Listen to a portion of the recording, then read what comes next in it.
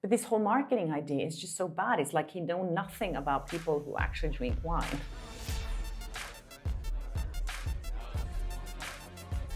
Hi and welcome to Flaa and Talk. I'm Kjersti Flaa, and here on my channel I talk about my good and bad experiences in Hollywood and working as an entertainment reporter. As many of you know, right now I am in Spain, so that's why things are a bit different in my studio, but I'm still really committed to continue posting every day about Hollywood and especially what's going on in the Blake Lively, Justin Baldoni saga.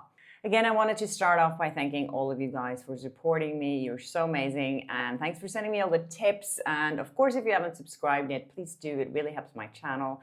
And if you hit that notification bell, you'll never miss an episode of Flaa and Talk.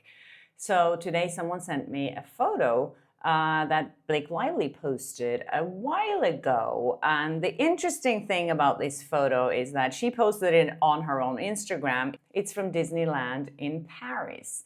And as you can see on the photo, Blake Lively has this wire hanging out from her, below her sweater, on her jeans, and it's a breast pump. So this person pointed out to me how interesting it is to see the accusations Blake Lively has against Justin Baldoni, especially when it comes to breastfeeding. And it's obvious that she has no problems pumping in public, even though it's under her sweater. If she had so many issues with that, she wouldn't have posted a picture like this for the world to see. She also, as we know, invited Justin Baldoni into her trailer while she was pumping. We have a text to show it. Another example of how Blake Lively is twisting things around to make Justin Baldoni look like a villain. Another thing in the news is that Ryan Reynolds is getting into the wine business.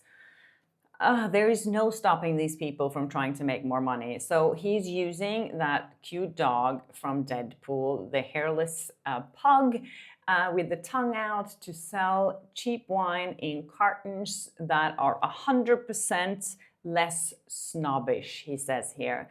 It says that Ugly Estate, which is the name of the wine brand or whatever, is meant to be a more casual wine. The tagline is 33% more wine, 100% less snob. Without the trapping of glass, bottles, corkscrews, and even famous spokespeople. Ryan Reynolds is letting Dogpool handle that. So he's not pushing it himself, he's letting Dogpool do it. Without trapping a glass. I like to drink wine out of glass. Are we supposed to drink it out of the carton? I don't know. I feel like if you make wine like this, you don't know anything about wine. Maybe I'm snobbish when it comes to wine. Wine glass, first of all. If it comes from a carton, okay, whatever, as long as it tastes good. But this whole marketing idea is just so bad. It's like he knows nothing about people who actually drink wine. When you see the advertisements, it's just like, it just looks nasty.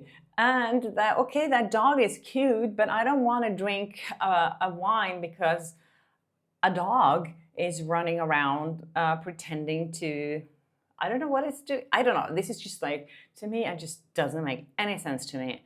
There are some comments on the YouTube video. One is saying, to quote Ryan Reynolds' PR firm, Ugly Estates is all about rewriting the rules of wine. Why would you want to rewrite the rules of wine? Wine is perfect the way it is.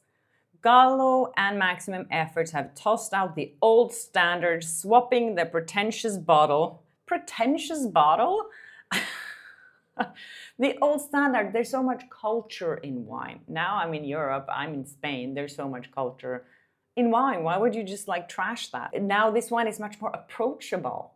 Okay, why is that bottle of wine not approachable? Ugly Estate is premium California wine in a 1 liter Tetra pack. That's 33% more wine than a standard bottle, with absolutely zero of the unnecessary attitude.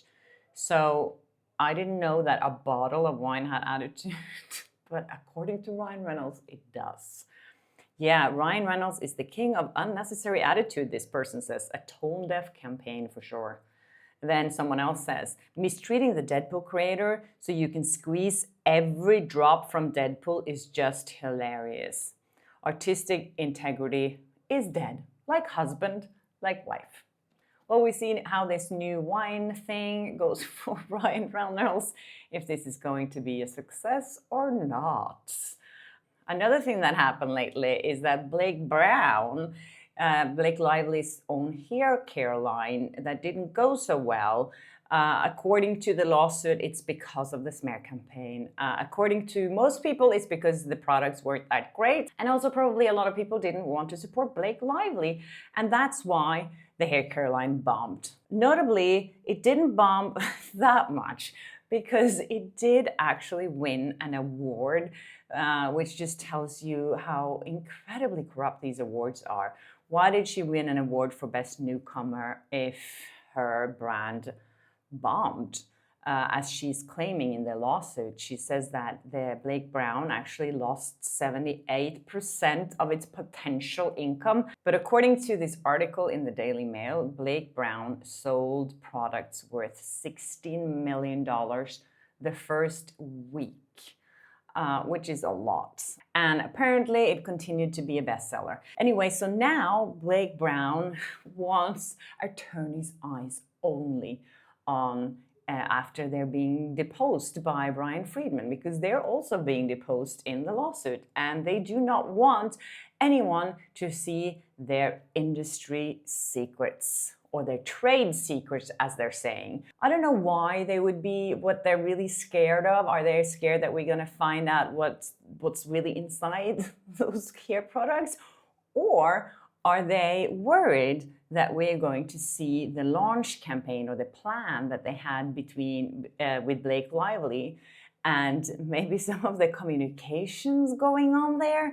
Or maybe they're afraid that we're going to see that they did make money or they didn't make as much money. I just don't understand why it's necessary for them to have attorney's eyes only. We have to wait and see if the judge allows them to do that.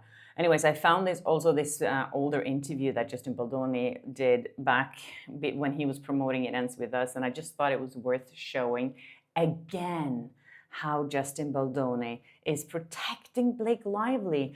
Honestly, there were many instances on set where I just let the women figure it out, and I took a step back and kind of jumped in more as an actor in those scenes than even as a director. There's always challenges. Every movie is a miracle. But at the end of the day, like, that adversity and those tough situations, that friction creates beautiful art. Yeah, to me, Justin Baldoni just seems genuine and authentic. I just believe him. And I feel when he talks about Blake, the way he's able to actually be so nice about her, it's just incredible to me that he can sit there and pretend that she was amazing to work with, because we know that she wasn't.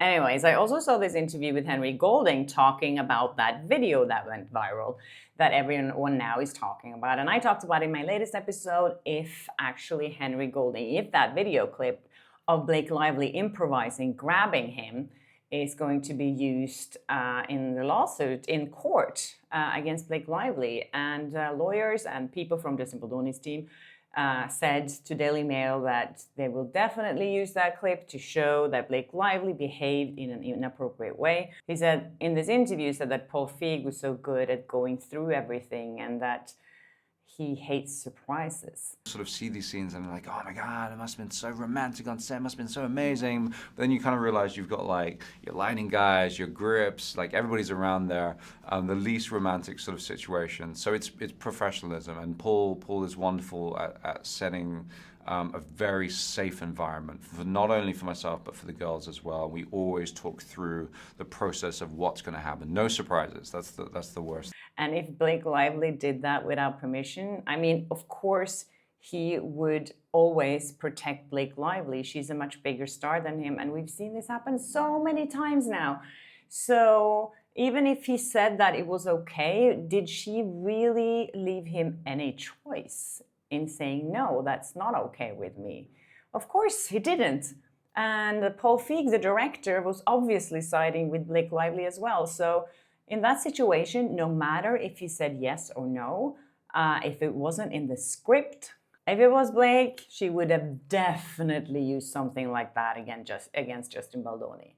There's just no question about it. That's it from me, you guys. I hope you enjoyed this episode, and thanks again for watching. And please subscribe if you haven't, and hit that notification bell so you don't miss an episode of Law & Talk. And I'll see you in my next episode. Bye.